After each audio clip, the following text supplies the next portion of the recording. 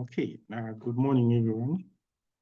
So in this tutorial, we are going to revise section B of chemistry 1001 test 2. Okay, so this is section B. We already did the section A, and then we want to finish up with the question B here. Okay, so we have two questions on question B. The first one is on acids and bases, specifically the buffer solutions, okay? And then the second one is on chemical kinetics. Okay, so let's get on with the solving. So the first one here, B1, they're saying by how much, okay?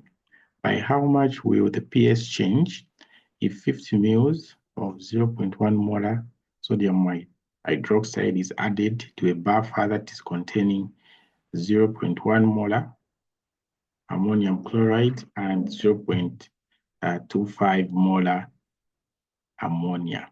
Okay, and then they have also given us here the Kb value. Okay, so for us to calculate this change in pH, it means first of all, we have to find the initial pH of this buffer here. Okay, this buffer that contains ammonium chloride and ammonia. We have to find first the pH of this guy. Okay, and then after we find the pH of this buffer, we are going to add 50 mils of what? Sodium hydroxide. Okay, after we add that 50 mils of sodium hydroxide, we are also now going to determine the pH after we add the sodium hydroxide. Okay, and so to know the change in pH, okay, we're just going to say the final pH minus the what? The initial. So let's find the initial pH using these values that we've been given here. So notice that we've been given the concentration of the ammonium chloride and the concentration of ammonia plus the Kb value, okay? So these three that we have here, they can help us find the pOH, okay? Because we've been given the Kb value here. No wonder we'll first have to find the pOH. If we had the Ka value here, we would have straight away found the pH, okay? Because the Ka, it means it deals with an acid, but the Kb means we're dealing with a base. So we first have to find the pOH, okay? So let's take him on the board here and then try to solve them. Okay, so we've been given the Kb value as 1.8 multiplied by 10 to the power minus 5. Okay, then the concentration of this ammonia, we know that ammonia is the base, right? The concentration of this ammonia is just 0.25 molar. Okay, and then we were also told the concentration of ammonium chloride. Okay, we're also told the concentration of ammonium chloride, this guy. So this ammonium chloride, it contains this guy here, which we call as the ammonium, okay, the ammonium. So this NH4 will be the conjugate acid that comes from this part here, okay? So we're not really concentrating on all of it here, but once it dissolved in water, then it dissociates, okay, it becomes this ion, NH4, and then plus like that. So we are going to focus on this guy. So this guy is the conjugate acid that comes from the what? The ammonium chloride. Okay, so it will have the same concentration as this guy, and we were given there that is just 0.15 mole. So we can use these three here to calculate the pOH. Okay, so pOH, we are going to use the HH formula. Okay, is just given by pKb, okay, plus log. And then here on top, you're going to have your conjugate acid, which will be this guy.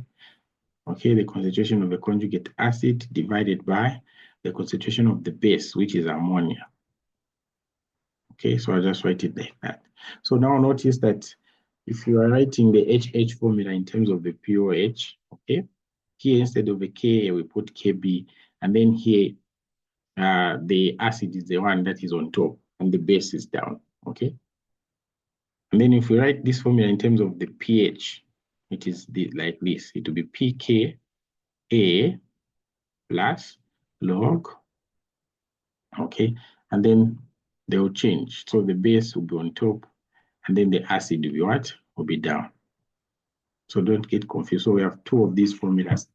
The other one, you can use it for pH. The other one for what? For pH. Okay, so now let's plug in these values to see if we can find the pH here. Okay, because we have the constitution of the acid, constitution of the base, and we also have this value, the Pb. Okay, so let's find pKb here. So pKb, okay, is equals to negative log of the Kb value. Okay, so this will be equals to minus log, and then in the brackets we put the value of this Kb. So the value of the Kb was 1.8 multiplied by 10 to the power minus 5 here. Okay, so get your calculator, punch this value. I'm getting approximately 4.74 as my what? pKb value. Okay. And then once I have my pKb value, I can take it here and put the concentration of this guy to find the what? The pOH. So we're going to say pOH is equals to the pKb, which is this now, 4.74 plus, then we are saying log, okay? So here we'll put the concentration of the acid on top and then the concentration of the base down. So because the concentration of the acid was just 0.15, I mean, then the concentration of the base was 0.25. So this is what we have. Okay, so this means we have 4.74 plus log. Okay, so when you divide this, what do you get? Okay, so you punch this on your calculator. Okay, so 0.15 divided by 0.25. I'm going to get 0.6. Okay, then punch this into your calculator. What are you going to get?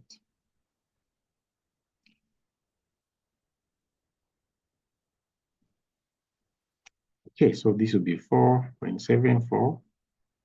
When I find this guy here, okay, it will be minus 0.22. Okay, so meaning my pOH value will be this minus that, which will just give me a 4.52. Okay, so this here is my pOH value. Okay, it's my pOH value. And we know that if we get pH plus pOH, what do we get? 14. Okay, so we can use this formula now to find the initial what? pH. So we are going to say pH, the initial pH, I'll write like an I there. So pH is equals to, so we want to find pH, so it will just be 14 minus the pOH. So it will be 14 minus this pOH. Okay, so what are we going to get there? According to my calculator, I'm going to get 9.48. Okay, so this here, guys, is the pH of the buffer. Okay, it's the initial pH of the buffer before we add that sodium hydroxide. Okay, so now let's add that sodium hydroxide. Okay, and then see what changes is going to occur. Okay, so let me write this HH formula again here and then use it to explain something. So we had the pKb here, okay, plus, and then we had log, and then we had the acid there on top, and then we had the base down. Okay, so what will happen to this buffer when we add sodium hydroxide? Okay, so remember that sodium hydroxide is a very strong base, right? Okay, it's a very strong base. So what happens when you add it to a buffer solution is that, okay, the amount that of this sodium hydroxide that you're going to add, okay, the amount of sodium hydroxide that you're going to add is going to affect the amount of the acid and the amount of the base that you have. Okay, so what does this base do if you add it to a buffer solution? So if you add a base to a buffer solution, it means the amount of this base here will increase by the amount that has been added, because this and these are bases, right? So it means the new concentration of the base will just be the concentration of the base that it had plus the concentration of what? This guy here. And the concentration of the acid will reduce by the concentration of this guy here, because this is an acid, this is a base. So if I add it to the buffer solution like that, okay, the moles of this guy, or the concentration, okay, I think let me say moles, okay, so the moles of this A here will reduce by the moles of the sodium hydroxide that has been added, okay, and then the moles of the base is going to increase by the moles of the sodium hydroxide that have been added, okay. So now remember, from the question here, we were given that we have 50 mils of 0.1 mole of what? Sodium hydroxide. So let's find those moles. Okay, so we have the volume there. Okay.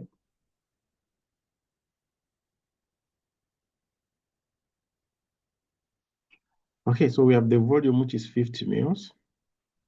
And then we have the concentration there, which is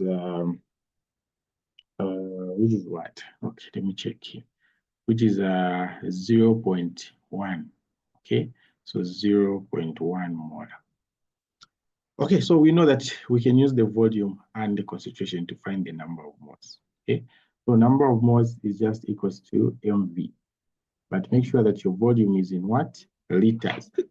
So this is going to be 0.1 multiplied by this 50. We're going to divide it by 1000 to turn it into liters. Okay, so when I divide that, how many moles am I going to have of sodium hydroxide? Okay, I'm going to have 0.005 moles. So these moles are for what? Sodium hydroxide, this guy here, the thing that is being added to the buffer. Okay, so the 0.1 multiplied by 50 divided by 1000. Okay, yeah. So these 0.005 moles of sodium hydroxide are the ones that have been added to this buffer system, right? Okay, so remember I said because the moles of this base will increase by this, and then the moles of this will reduce by that. Okay, so let's find the moles of the base and the moles of the acid, and then we make the increase. We make the moles of the base to increase and the moles of the acid to reduce. Okay, so if I get my ammonia here, this is my base. What were the initial moles of this guy? Okay, so the initial moles of this guy, N is equals to mv. Okay, so what was the V and what was the M? So for this guy here, it's 0.25 molar of ammonia, and then this is 0.15 molar of sodium, of ammonium chloride. Okay, so you always assume that the buffer is out of what? 100 mils. So the volume is 100 mils, and then those are the what? The concentration. So let's find the moles of ammonia. Is just going to be 0.25 multiplied by, I said the volume, you always assume it's 100. Okay, if it's not given, then you divide this by 1000 as my volume. So it means the moles here will just be what? 0.025. So these are the initial moles of ammonia. And then let's find the moles of ammonium. Okay, the ammonium ion. So this is a plus. So this is going to be equals to moles. It's going to be equals to 0.15 multiplied by the volume. Okay, so we are assuming it's from a 100 ml sample divided by 1000, and this is going to be what? Going to be 0.015 moles. Okay, so these here were the initial moles before they added sodium hydroxide. So now they have added this sodium hydroxide, which is the base. Okay, means the concentration of this base is going to increase by this much, then the concentration of the acid is going to be reduced by that much. Okay, so we're going to say new concentration of this guy and new concentration of this guy. Okay, so new, and then we start with the ammonia like that. Okay, so this ammonia is a base, so it's going to increase. Okay, so we have 0.025 plus. Okay, what was added here? 0.05 moles of sodium hydroxide. So 0.005. So when you add this, what would be our new concentration? Our new concentration will be 0.030 moles. Okay, so this is what we have as the new concentration of this guy. Then what is the new concentration of the ammonium chloride? Okay, so this here is just going to be, if you want, you can write just N4 plus here, it's the same. So this will just going to be 0.015 minus the base that was added, because this here is acting as an acid. So the base that was added is 0.005. So this is going to be equals to, okay, so this will be 0.010 moles. Okay, so this is a 0. So these here are the new moles for what? For the ammonium chloride. Okay, so since we have the new concentrations there, okay, with the new concentrations there, we can get these and then we put them into the what? The HH formula. Okay, so remember the PKB value that we found. Okay, remember the PKB value that we found was just 4.74. Okay, so we are going to say P or H is equals to, okay, we're going to say P or H is equals to, and then the PKB value, which is 4.74, then plus log, okay? And then here we're going to divide the concentration of the acid over the base, okay? So the acid has these moles, and then the base has those moles, okay? If you want, you can change these moles to the concentration. It's still going to be the same because you're going to divide by the same volume, okay? So let's put the concentration, the acid here, which was just 0.03, then divided by the concentration of the base. Okay, so this is the concentration of the base. Okay, the concentration of the acid part is 0.1. So this is concentration of the acid 0.1, and then concentration of the base is 0.03, like that.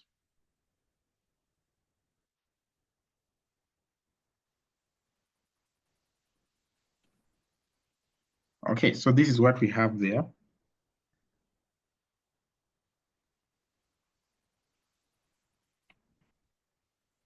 Okay, so let's divide whatever we have in the brackets there. So 0.01 divided by 0.003. 0.01 divided by 0.03. Okay, it's going to give me 0.333333. So this will be 4.74 plus log, and then I have 0.333. Okay, so this is going to be equals to, if I punch this on my calculator, it will be 4.74 minus 0.478. Okay, so meaning that our pOH there will just be 4.26. Okay, so now we can find the final pH. So final pH is just going to be equals to 14 minus the pOH, which is 4.26. So this is going to be equals to 9.74. Okay, so this here is our final pH. And then we also found the initial pH, right? So we can now calculate the change in pH. So we're going to say change in pH is just equals to the final pH, 9.74, minus the initial pH that we found. So what was the initial pH that we found here? Where is it? Okay, so this here was the initial pH, so 9.48. So I'm going to subtract that value. So 9.48. Okay, so it means the change in pH was just 0.26. Okay, so this is the answer here. Right, so we are done with this question.